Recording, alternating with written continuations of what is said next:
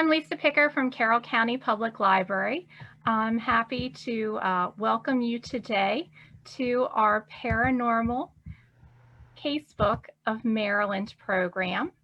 And in this program, we will have Rob Gutro and Margaret Ehrlich joining us. And take it away, Rob. All right. Well, thank you, Lisa. And thanks to the library for hosting us on this Halloween afternoon during the pandemic, which is quite scary, appropriately enough. So I'm Rob Gutro. I'm an author and a medium and a paranormal investigator. And also here with me is Margaret Ehrlich. She is the founder of Inspired Ghost Tracking. And Margaret, we just celebrated an anniversary of the team, right? Yes, we did. How many years? 12 years. 12 years. So, Margaret, before we get started into some case file of the group, Inspired Ghost Tracking, I would like to take a minute to have you introduce yourself and tell everybody how you got involved in the paranormal, and then we can get into what the group does and how you listening can get a paranormal investigation if you have a ghost in your house. So, Margaret? All right. So I'm Margaret Ehrlich. I'm the founder of Inspired Ghost Tracking. We started 12 years ago, October 27th. And we do different things. We do investigations, public investigations. We do private investigations, and we do lectures. We have a meetup group that we meet in different locations, and then we have a core group that does private investigations. What we do with those is that we get someone that contacts us, and we will set up a time to go out to their home. We do a big question and answer to see what's going on in the home. And then we bring the mediums in to see what they think. We put it all together and give it to you so that you know what's going on in your home. Awesome. Well, I'm going to share a cover of the book that encompasses some of our case files. It's called Case Files of Inspired Ghost Tracking. I'm the author, Rob Gutro, and we just published it on Amazon.com earlier this year, not this week, this year. And it's got quite a number of case files. What happens on a paranormal investigation is that we go into somebody's private home if they have anything going on, and we send in two teams. So we send in a technical team first, usually. And Margaret, would you like to describe what kind of things are in the technical team? So we normally have, there's about 6 of us that go in. We take in our cameras, our voice recorders, video cameras, and different meters like your mail meter and all that reads electronic things in the home, and temperature. We check the temperature around there, see if things are raising or lowering in different areas. And we sit around and we talk to them and give see what all that we come up with. We're normally in a home about 3-4 hours just to see what we can pick up, and if we can get to talk to the spirits that you are claiming are there.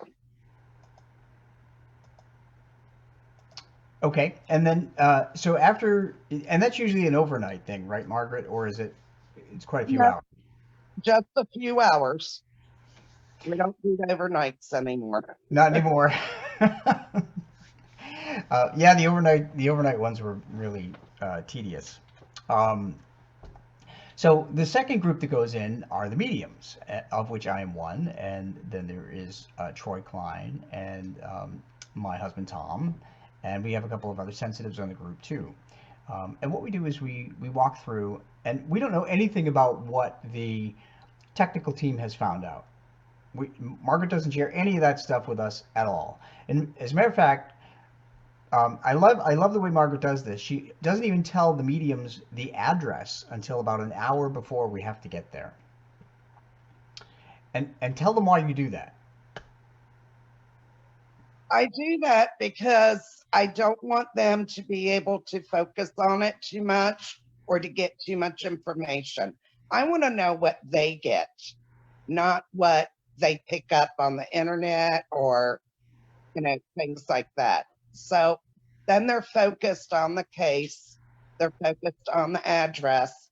They've picked things up on the way there.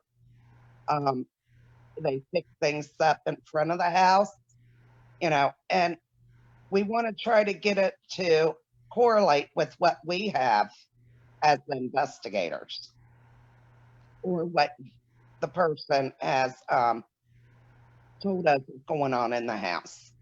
So I'm going to share a picture of a place that we investigated. I'm just going to put this right up there on the screen. Hopefully everybody can see it. And it's an historic building, but it actually looked like it looked pretty haunted from the outside. So that will give you kind of an impression. But we don't even know what, as mediums, we have no idea what this property even looks like before we find it, thanks to using Waze or Google Maps or something like that that takes us in front of the property. And that said, this case that we're going to talk about today is just an example of that. We didn't know what the property looked like, and it took my dog Dolly to actually lead us to the property without us even know what it looked like. And I'll get into that. So today we're going to discuss the case of the burned ghost and two spirits. Just to note before we begin talking about the case too, is that when we go into somebody's house, there are a number of things that could always be going on. The first thing we do is we try to disprove what people are experiencing. So one way we do that is to figure out if the house is settling. And since Tom is an architect, Tom can also figure out if there are different house noises that are happening, such as structural issues or pipes or something like that. Margaret, would you like to explain what the K2 meter is used and what that energy does that people feel? The K2 is almost like your millimeter, except it only has the EMF. That's the electronic magnetic fields. And it has lights on it. It goes from green up to red and all the way in between. So it could be yellow, orange, going up to red.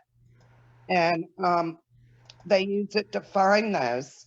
They have also used it to communicate with them, to try to get them to hit on them and make it go up to the red or light up so that we know that they're around. So if people have an electrical box in their home and they maybe go by it, or if it's in the basement, for instance, and your washer and dryer is in the basement and your electrical box is there and it's not grounded properly, that will emit electromagnetic radiation, things that the K2 meter will pick up.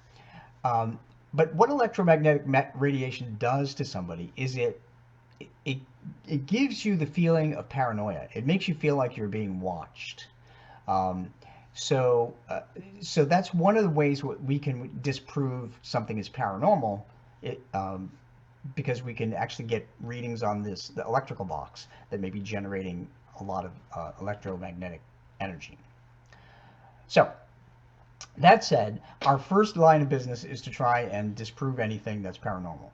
When we can't do that, then we start thinking that maybe there is something going on. So So let me take a moment to explain what I have learned about how ghosts and spirits came to be and how they differ and how they're alike. So first of all, what happens after we die is that the energies within us couple with our memories and personality and our knowledge, and then it combines with that energy, and we make a choice. We choose to stay here, earthbound, which is what I call a ghost, or we cross over into the light and join the other side, which is heaven or paradise or anything you want to call that on the other side. Um, they all use energy to get strong enough to communicate with us, and they use physical energies and they use emotional energies. So spirits of loved ones use love, faith, and hope as emotional energies, and they also draw on the physical energies of heat, light, water, and electricity. Those are the things that give them strength enough to come back and give us messages. Ghosts use those same physical energies, heat, light, water, and electricity, but they draw on negative emotional energies like fear and anxiety, depression and anger. Those are the things that fuel a ghost. Those are the things that make them appear. So if you go into a haunted place, um, and you're feeling that anxiety, a haunted place that maybe, looks like the one that I'm sharing it here on the screen, um, you're going to feel some anxiety going into the front door. And once you do that, you're really plugging in that ghost. You're giving that ghost the energy to communicate with you. So, so that's how they work. So, Margaret, can you tell some folks some of the different ways that ghosts have communicated with you or the team? So we've had different ones that have touched us. Have we've heard verbally. Um, we've used flashlights to talk with them. We've used the K2 meter. Trying to think of all the ways. Oh, the cat ball. So we use a light up cat ball. It's a motion activated light up cat ball. And we can ask them yes or no questions with it. And that helps us to communicate with them and know what they're, saying at that time. Yeah, so because their energy, it's easy for them to touch touch those motion activated cat balls and give them a spark or a push, if you will, and that is actually a way that we get yes or no answers to different questions that we ask. We use that particularly in one of the cases that's in the book called Many Ghosts of the Maryland Mansion. So we went into one historic mansion and we used the cat ball on many occasions to get yes or no answers from what we found out and determined was a 6-year-old little girl who died in the house, and she continually used the cat ball. She loved that as a way to answer questions. Of course, she also liked playing with electricity. She liked showing up in front of people who were working on the house and scaring the daylights out of them. But so that's in the Many Ghosts of the Maryland Mansion. So that said, we're going to talk about the case of the burned ghost and the two spirits. So Margaret, do you recall what happened when you got the call about this particular case?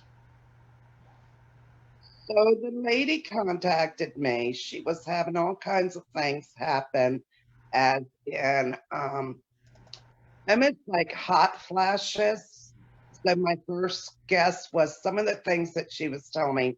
She wasn't sleeping at night. She was having, hot flashes and all this stuff.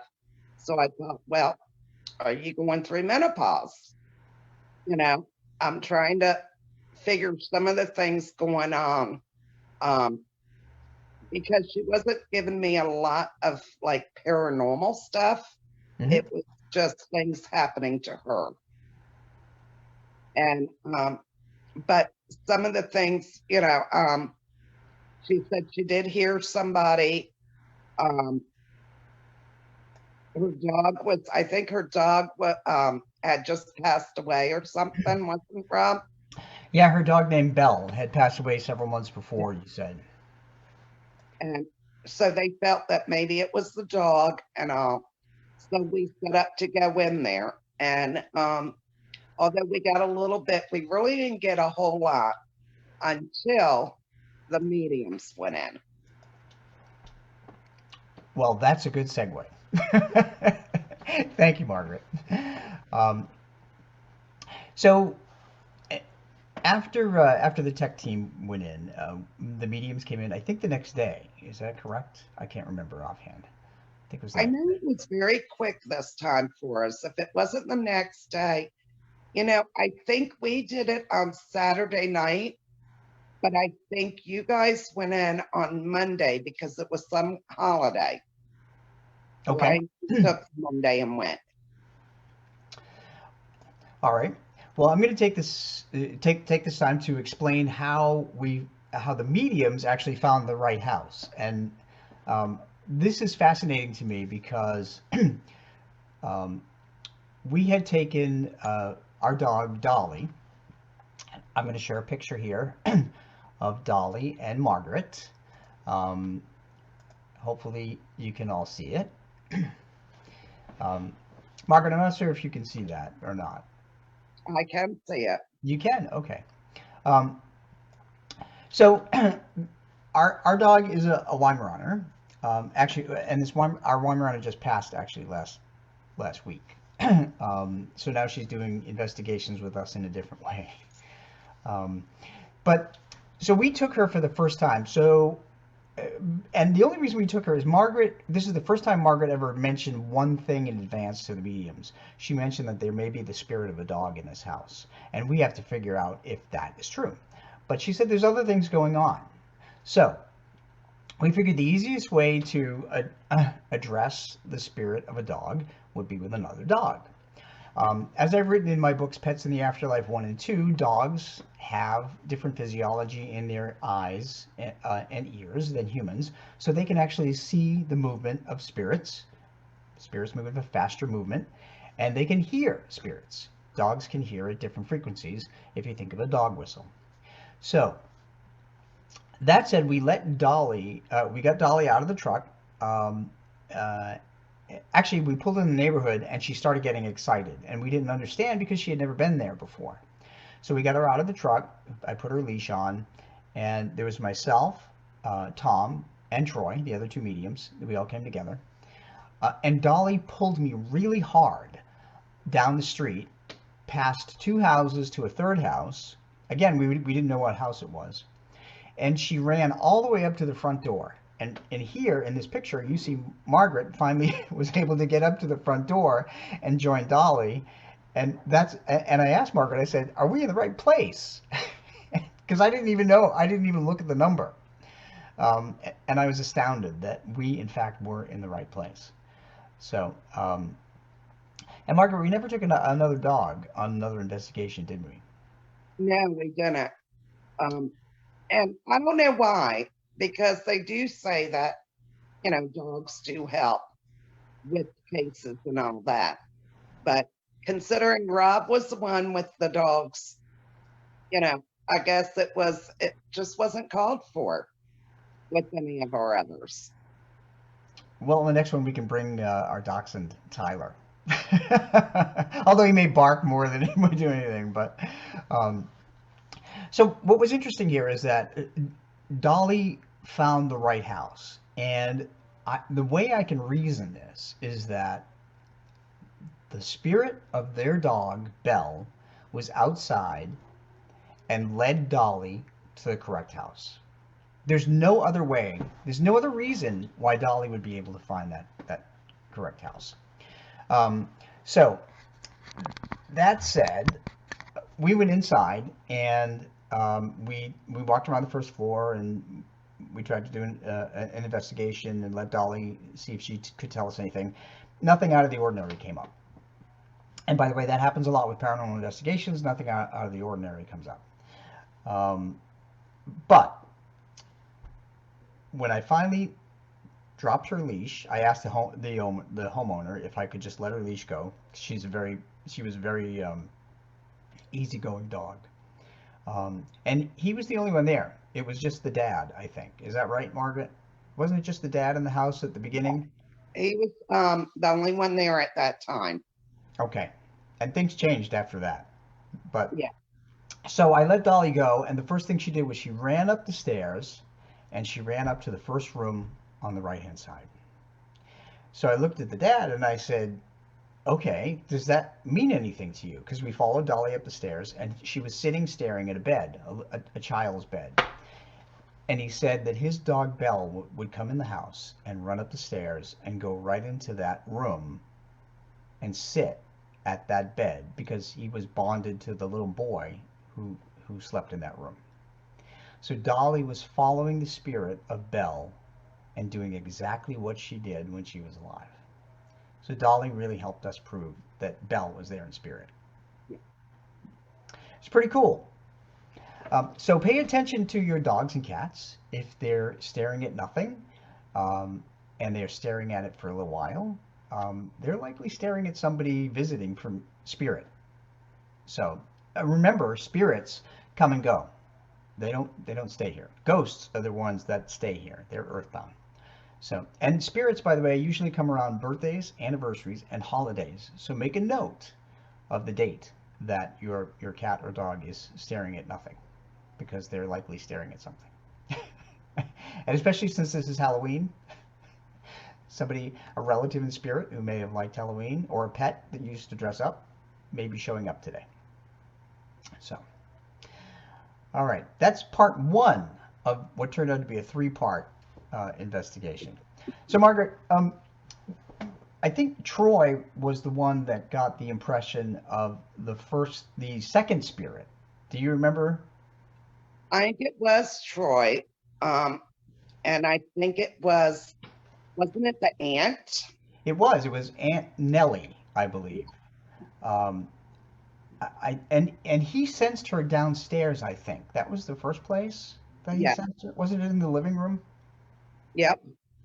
So we were trying to figure out why she could possibly be there. You know, we were, I think we asked about dates, certainly, to find out if any of the dates were relative to her, or like her passing or her birthday or any birthdays or passings in the house. And we couldn't figure out why she was there, at least until the mother came home. This is where we get into part three. So when we were in the house, I remember initially, before the mom came home, I remember feeling that there was nothing but light energy there. It seemed pretty calm. How did it feel to you, Margaret? I know you're sensitive.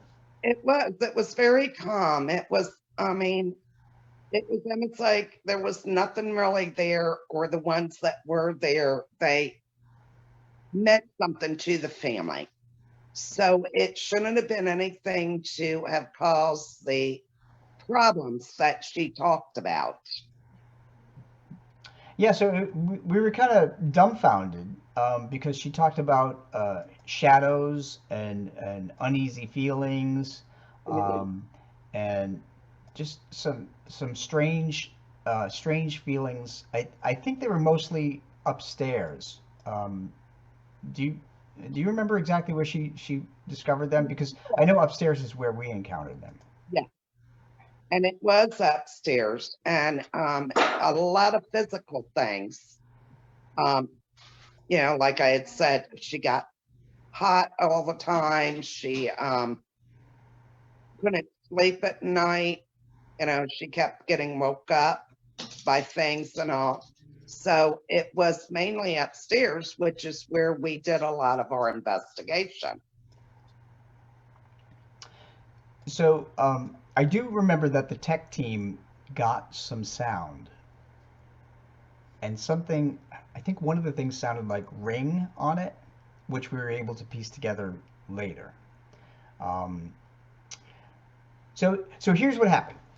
We were standing in the kitchen, and I remember the mom came in the front door, And suddenly, Troy and I both felt this heaviness, this darkness. The whole energy of the house changed. And it wasn't because of the mom, it wasn't her energy. It was a very unusual case in that there was an earthbound ghost who had followed her home and attached to her. Now, for everybody listening, that take comfort in knowing that ghosts don't usually attach themselves to people. It's only happened on occasion, a rare occasion, with the IGT group, as far as I know. I think maybe I can think of two other cases. Um, so it doesn't normally happen. But the reason that ghosts will attach themselves to a person is because they sense that that person can likely help them find peace and cross them over, or they sense that that person will help comfort them in some way. So, and that is exactly what the case was here. Um, One of the other cases in the case files of inspired ghost tracking involved another one of those cases where a ghost actually attached himself to a piece of jewelry that he made in Central America.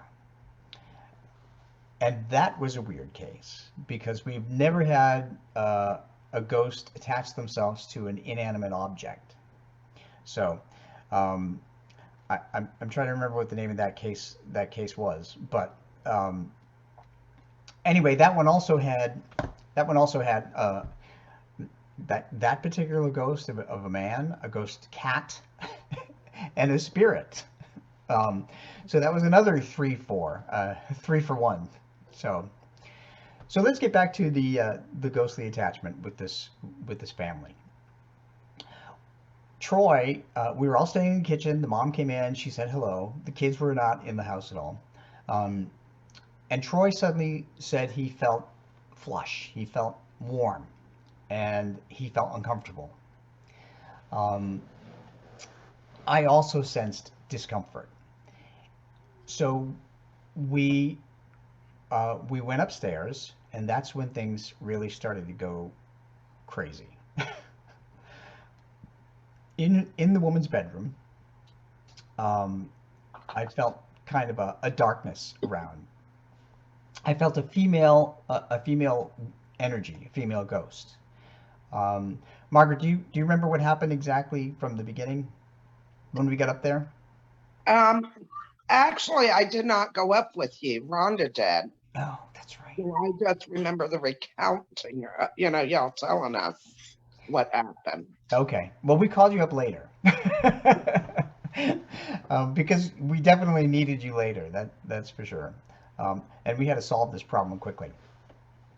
So what I sensed is that there was a young woman and she was involved in an accident.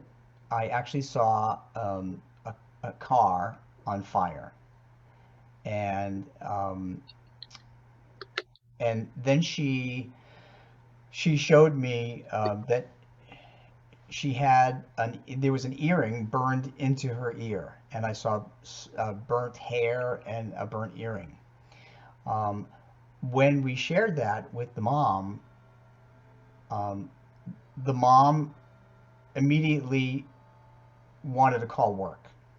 So it turns out the mother was a nurse in a hospital, and she worked in the burn unit. That's enough to freak you out anyway after hearing that from the ghost. So she excused herself and she went and she called work. She called another nurse, and she asked about the patient in room number 4. I distinctly remember room number 4. I don't know why. She came back to the room and she told us that the vision that I had described is exactly what the patient in room 4 looked like. And it was a young woman, and she was a young African American woman, and she was in a car, and I think that there was something flammable in the trunk of the car, and there were a couple of other people in the car. They had gone to a party or something, and it exploded, is what happened. The car became a fireball, and she was the only one that could not get out quickly. Um, it turns out that there were burns over 60% of her body. Now we were able to find the article in the newspaper. I think it was I think Rhonda actually found it, didn't she? Yeah. Yeah. Yep. So we have that news story in the book. It was from Dorchester County, Maryland, and I took out the last names to help protect the people. But we were able to actually pinpoint exactly who this person was, and the mom, of course, remembered the girl's first name, so we were able to address her by her first name, and Troy sensed that she acknowledged that we were talking to her and we were trying to help her find peace.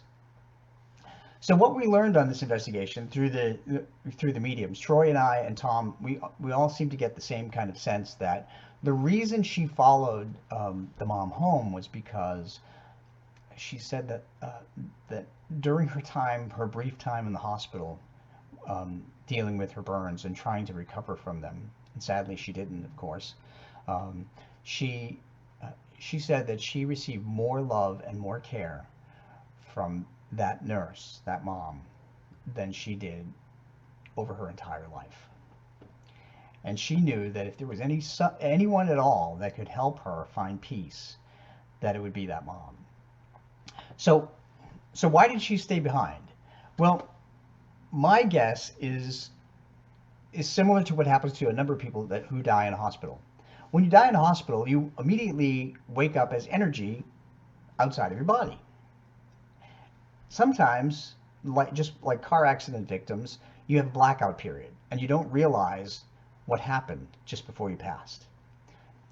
And during that blackout period, people who are involved in car accidents and so forth, they don't feel that pain before they die. They black out. They leave their body. That's typically what happens. So she obviously left her body, and she woke up in the hospital, and she was confused. And she wandered around the hospital for a while, trying to figure out why she was there, what had happened to her. And the only one she could recognize was the nurse that was taking care of her. So she linked herself to that nurse, followed the nurse home, and hoped that she could find peace. Margaret, do you want to add anything to this? Just the fact, okay, so what we thought, or what the mother thought,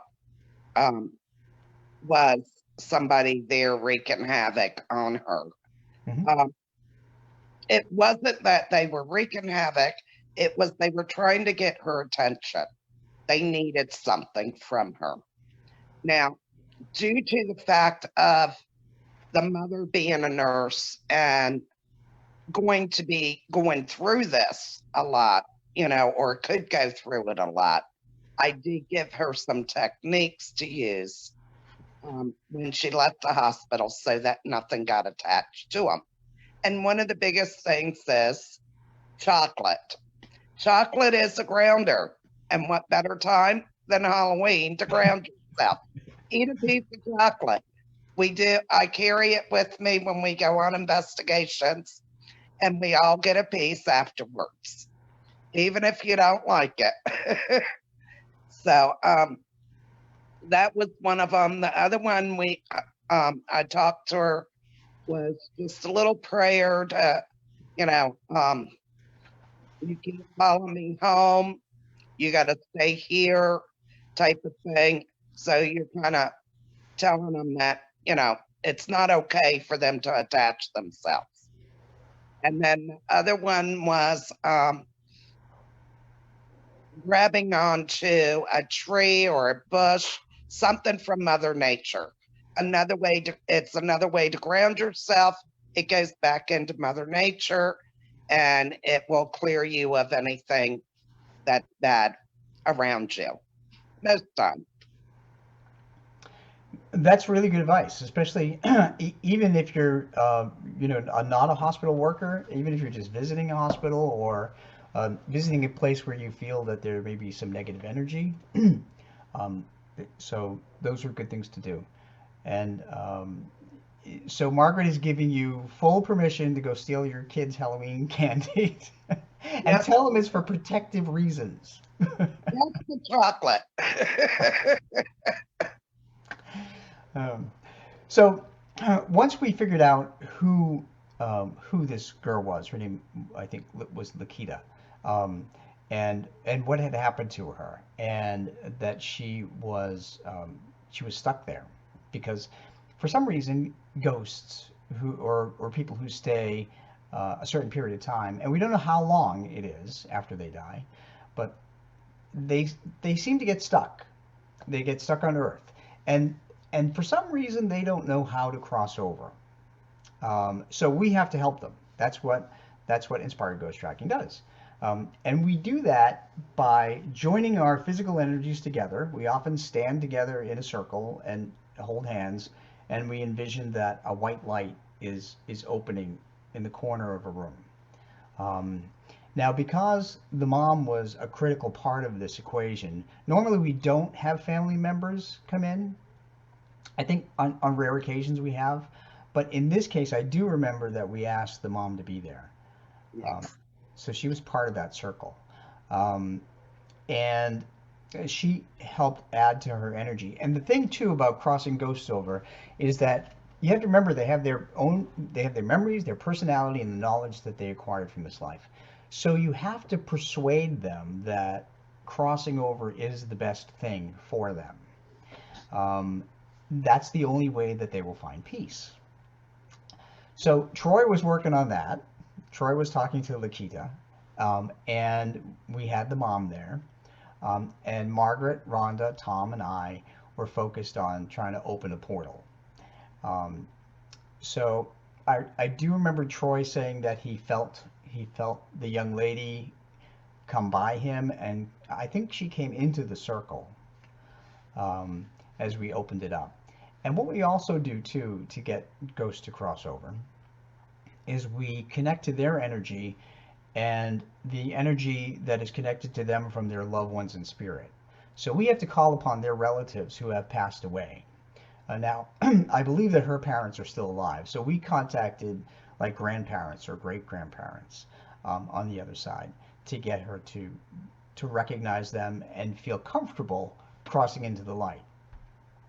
It's if you think about it from our perspective, um, it's like saying, Margaret, I think you should go into this house because I'm just telling you it's going to be good for you. And you don't know anything about the house. So are you going to believe me or are you going to be hesitant? You know, you don't know who's waiting behind the door. I mean, especially on Halloween. But so, you really have to gain the trust of the ghost in order to do that. And that's time consuming and it's tricky. Plus, joining all our physical energies together to open that doorway is exhausting.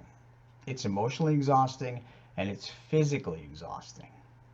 Um, Long story short, we got her to cross over, and usually when we cross over a ghost, there's always a temperature change in the room, and I remember feeling this too. Yeah. Usually the air gets warmer in the room, um, so that happened, and so we were actually able to bring her peace. And Margaret, you talked to the family afterward, right? I've talked to them a couple of times. She does use the techniques that I gave her, and she has not had any problems ever since then.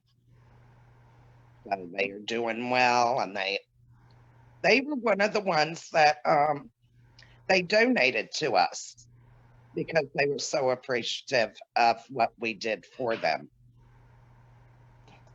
That's pretty awesome. Um, so uh, I'm glad that we were able to find peace for two different families because that's really what it's all about. You we not only bring peace to the ghosts, um, but we also bring peace to the families that the ghosts are, frightening. And often we found that ghosts will be in homes with young children sometimes. There are a couple of cases in here in the case files of Inspired Ghost Tracking, where there were young children in the family and they experienced these ghosts. Um, so that's the case of the burn ghost. Is there anything you'd like to say in conclusion of that case? Because I do want to reference a couple of other cases that are in there we talk about. No, I think we got it. Okay, awesome. Um, at the beginning of the talk, we talked about how we never know what we're going to encounter in a person's house. So if you call Margaret, or if you go online to Inspired Ghost Tracking, and you have a form to fill out, an extensive form to fill out about what's happening and your experiences and so forth. Um, if Margaret approves the investigation, this is a request for me. Please make sure you pick up your house. because because clutter in a house actually adds to negative energy. Um, and it doesn't have to be like Mr. Monk clean, but it just everything in its proper place would be good. No moldy food or anything like that we discovered at one home that we only stayed within, I think, 10 minutes. Um, so that's really important. So if you're feeling in your home a little unease, try to straighten something out. As I mentioned in the beginning of this talk today, it's all about energy, and you all have the ability to sense ghosts and spirits.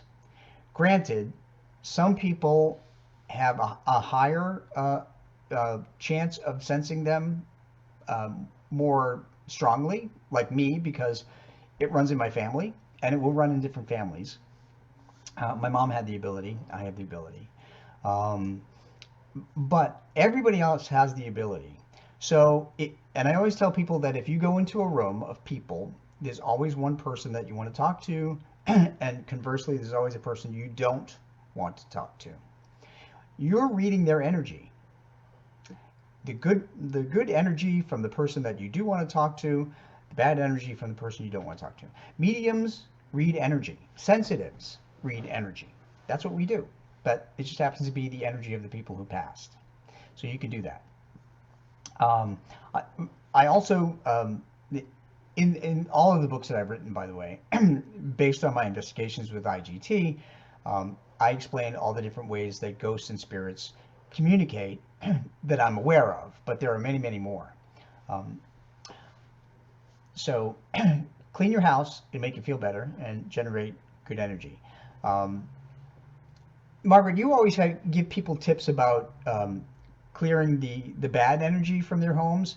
So especially now that now that we're in Halloween and it's been a really rough um, season otherwise, in the news, maybe you can give people some tips about what they can do in their home to clear some bad energy. So you can do, there's always, open up your blinds and all that, let the light in, because with the light comes positive. You can burn sage. Music is always a good thing. You play your music and it just makes a very positive feeling instead of the negative. As Rob said, cleaning the house. Scents like your candles and all that, you could burn lavender and vanilla are two of the ones that do help. If you have crystals, you could put some of those around. So there's a lot of different things that you can do to clear your own energy. When you are saging, you want to open your windows so that the old yucky stuff can go out and the new stuff's coming in. Yeah, absolutely. And be careful with sage because sometimes it can be uh, big on smoking. So, Yeah. um, in one particular investigation that was one of my favorite ones, I think Margaret smoked the ghost out. But hey, whatever works. Um, one thing that I didn't touch upon that was not part of this investigation, but it is part of paranormal investigations, and that is orbs. Now, we don't take a lot of stock in orbs as paranormal investigators, but I've found that so orbs are basically a small round ball of light, the most simple form a ghost can take. I've found that the only real orbs are those that seem to have colors and designs in them, and sometimes faces. Now, on several investigations we've been on, we've had a lot of, we use our cameras. So we have taken a lot of pictures. Margaret, I'm going to show a picture from Dr. Samuel Mudd's house here, and there are a couple of orbs in there. I think this is from an IGT picture, isn't it? It is. Do, do you remember? Do you remember that investigation when you were there? I do. So I think this was right around the time that um, something pulled on Rhonda's jacket. Now, the orbs here to me, and this is just coming investigator wise, the orbs are most likely your dust or pollen and all that. The thing that gets me in this picture is the mist or the fogginess, because right in the area by the wagon is where Rhonda was standing and got touched. Wow, that's pretty cool. Um, so I had gone there without IGT, and Tom and I went there separately, and I had some interesting experiences there. And it was Dr. Mudd himself that actually kept coming to me. I remember leaning against a wall near the living room, and my back was against the wall, and somebody was actually poking me in the back. And I knew that was physically impossible because my back was against the wall, and that kind of freaked me out. Um, and I heard Dr. Mudd, and all he kept telling me was, "I am innocent. I am innocent." So the story of Dr. Mudd, for those who don't know, is that he had set the broken leg of John Wilkes Booth after John Wilkes Booth had assassinated President Lincoln at the Ford's Theater in Washington, D.C. So Dr. Mudd always claimed that he was innocent. He was not part of the conspiracy, and I think that's why he came through to me. Um, but as you go through the house, if you have a chance in Maryland, go to the Dr. Mudd house and tour it and see what you feel, because we've had a number of experiences there. Um, and Margaret, I'm going to ask you about one particular picture that's in the book in just a second. But before I do, when I went up on the second floor of Dr. Mudd's house, I was in his office, and he kept tapping my elbow. And as soon as we got out of that room and went into another room, I remember the docent saying, um, "Was anybody tapped or touched in the office?" And I was the only one that raised my hand. I said, he kept tapping me on my elbow. And she said, "Well, that's the reason I asked, because we've had many, many visitors come in here and say that Dr. Mudd will tap them in his office." So with that, Margaret, I'm going to toss it back to you about the famous picture.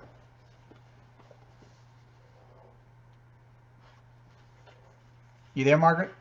Yeah. All right. So the famous picture, you're looking at the one that Rhonda got in the mirror, and we believe it was Dr. Mudd. Um, in that picture, you see one of our investigators.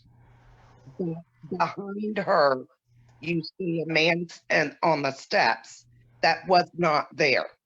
Um, we were actually on TV with my ghost story caught on tape.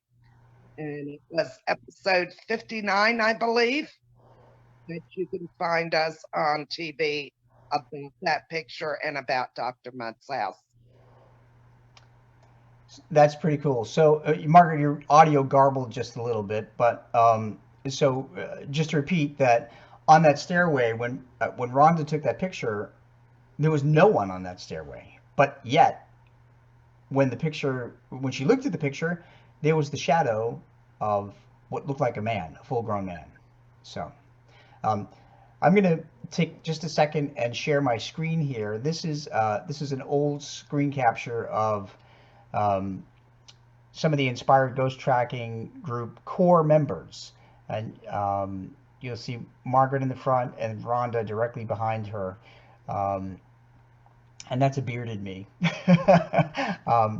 And I mean, there's Becky and Cheryl and Randy and Diane and Greg, Troy. I think Greg was with us on that one. Greg, yep, Amy and Jimmy. Yep. So that's really basically our core group, and that group goes into all of these places and investigate. Some of them are tech people, others are not. But anyway, so that's kind of an overview of the case files of the Burned Ghost and what you can read in the case files of Inspired Ghost Tracking. Hopefully that puts you in a Halloween mood. And with that, we thank you very much for listening, and happy Halloween. And thank you, Rob and Margaret, for a timely and really interesting program. I just wish there had been time for us to share some of our own personal experiences, maybe for that program in the future. What do you think? We would love to hear your experiences. Okay. Well, we'll put it on the back burner. How does that sound? That sounds good to me. Thank you. Thank you again. Thank you. And thank you for everyone for showing up and listening.